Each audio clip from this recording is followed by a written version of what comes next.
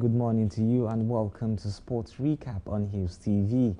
Over the week, today, Wednesday, we saw the likes of Chelsea being thrashed yesterday by an Southampton side that Manchester United dominated. But of course, that's happening in the international scene. But on the local scene, the Nigerian Football Federation is still deciding to get a new president. All of this will be bringing to the fore as the program progresses. I am Ainan Lubem, and I'm not alone in the studio. Good morning, Ainan Lubem. And I know for every Chelsea fan watching this, of course, they will be saying, why would you have to start up and remind them of their pains yesterday night? All right, definitely, I am Daniel Obasi. All right, welcome, and quickly beginning from the local scene, as usual, all is set for the maiden edition of the Nigeria Golf Federation. That is the NGF Summit, with delegates from over 70 clubs across the country expected to participate at the event, which is scheduled to hold at the Ladi Kwali Hall at Sheraton Hotel in Abuja from Wednesday 31st of August to Friday 2nd of September 2022. President of the Federation and convener of the summit, Olusegun Runsewe, told reporters that the main aim of the event is to chart a new direction for the development of golf in the country. I think this is a good call. We are getting to see things unfold, other sports coming into play, and this is just more than what we can expect. We do not want to always see football, basketball every time. We want to see something different, and I think this is a good cause, a good chart, a good move when it comes to golf in the country. All right, away from golf now to basketball, where the Nigeria Basketball Federation, that is the NBFF, will hold on Monday morning, that is today, it's an emergency congress in Abuja. Newsmen gathered that the congress was called to solve avoidable internal crisis, as board members are not happy for not being carried along. According to report, it was alleged that the president, Musa Kida, and his vice president, Babs Ogunade, are running a two-man federation, leading to members registering their displeasures. I think this is coming after we felt everything is done and dusted in the NBBF. We felt all of the every party has actually shielded their sword, and definitely we are making a good cause now. I think all of this even goes back to what happened over the weekend, where we saw the Tigers losing two of their games in the African qualifying windows for this year, the end of this year. So it's a lot, but I think when they resolve the Congress, when they go down there for the emergency Congress today, we would see what would be the outcome. But I just hope things doesn't go back to where we are just coming from, and let's see a new charter, of course, for the Nigerian Basketball Federation. All right, and moving up now to football, we are reading African Woman Player of the Year. Asisat Oshoala has made her return to training after 2 months. She suffered an injury.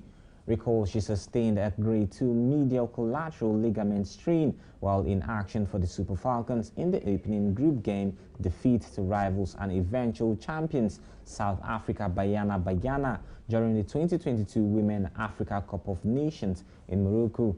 The injury ruled her out from the tournament, as she had to return to Spain for another assessment and treatment. I think this is a good cause for Oshoala back to training. This is someone who has actually won 5 times Women Player of the Year. I can't wait to see her back for the Barcelona Feminine, and nothing more than to just see her come back to what she knows how to do, even though she would not be part of the US team, the Nigerian Super Falcons that will be playing the US national team later on in the friendly. So, but the good thing is she's back and we are ready to go. And away from that now to the NFF elections, where we are looking forward to how things unfold come September 30th in Benin City, as we see lots of presidential aspirants for the Nigeria Football Federation presidency definitely coming out to get their forms. The forms were sold on Monday, and now we've seen so many people getting it. But the big question now is the fact that most people are asking, who would they prefer? Should they go for ex-internationals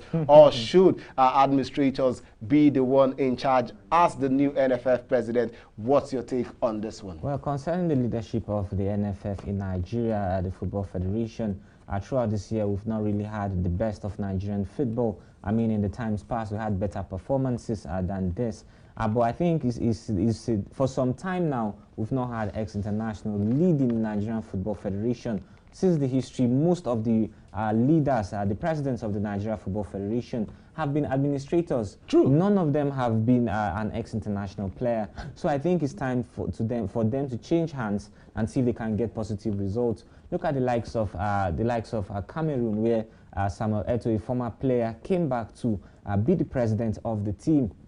And everyone saw the performance of the Cameroonian football, even them hosting the competition and finishing in the third place position. Look at what the female team in Cameroon also did. Yes. And look at the team of Senegal, also their coach, although he was a former player, but he came back and supported the team. True. But we see none of that in Nigeria. We see most of the foreign, we go for foreign-based coaches. We look for administrators, those who have not really been into the system. They just come in. I think now we should go for a former international that will represent the country. All right, going for an ex-international that would man the mantle of the NFF president come September 30. That is what Aynan Lubem is actually saying. And away from the local scene now to the international scene, where we take off with tennis, where Emma Raducanu, the US Open holder, has lost in the first set. Definitely a sad one for Emma Raducanu. Well, of course, after beating Serena Williams, she had to lose out on this particular one. It shows that she's losing touch. Although she was able to overcome a 40-year-old woman, now she was not able to replicate that particular one. And talking about Emma Raducanu, she fell at the hands of Alizé Cornet. At just 19 years, she stunned the world when she won her first major international trophy at the Flushing Meadows. And of course, the British #1 was out-hustled and out-scrapped by the experience. The words. You baffle me with the words. 6-3, 6-3 in New York. And of course, she had to lose that one. Don't forgetting that she is already seeded number 11th on the pecking order. All right, I definitely will wish her all the best as we even see Serena Williams. And the big question is, can she definitely say the farewell at the US Open? We are still waiting. She won her first game against the number 80th on the world, talking about Kovinic. And we are hoping things get to unfold even better for Serena Williams. And now to the big one, which is in football, where Chelsea lost yesterday to Southampton by 2-1 away from home. And the big question is Thomas Tuchel losing touch at Chelsea? Of course, yesterday, that shocking one, a lot of Chelsea fans,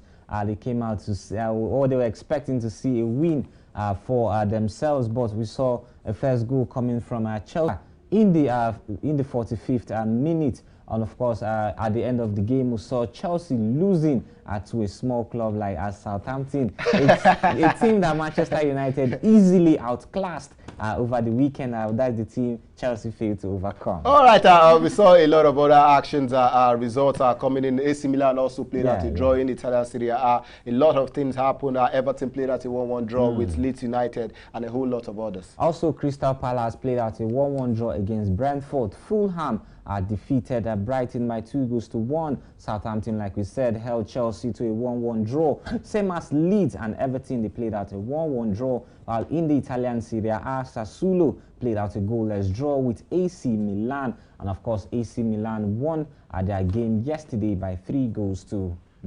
Of course, today also sees our game return in the midweek. But definitely, this is the much we can take on the show. It has been a lovely time, and definitely we continue to see action across Europe. And also, as we see the Black Galaxies up against the Chanbi Super Eagles side. Until we come your way next time, do not forget to like and follow us on all our social media platforms on Hills TV, on Facebook, Instagram, and also subscribe to our YouTube channel on Hills TV. Until we come your way, I still remain Daniel Obasi. And I am Aynan Lubem.